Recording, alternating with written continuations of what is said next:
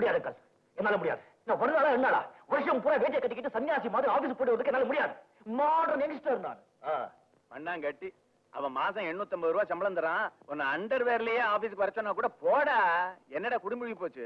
ஆமா, சொசைட்டில எனக்கு இருக்க ரெஸ்பெக்டே போயிடும். டேய், வேலை இல்லன்னா தான் உன்னை ஒரு பையன் மதிக்க மாட்டான்டா இந்த சொசைட்டில.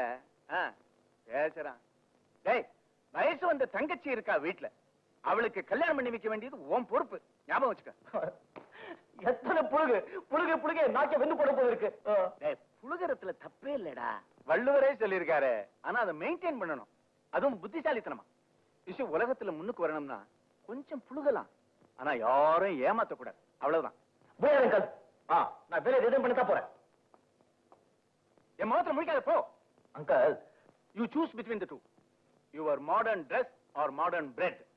என்ன சொல்ற? சரி, வந்தே மாதரம். அப்படி வா வழிக்கு. I like it. நல்ல பையன்.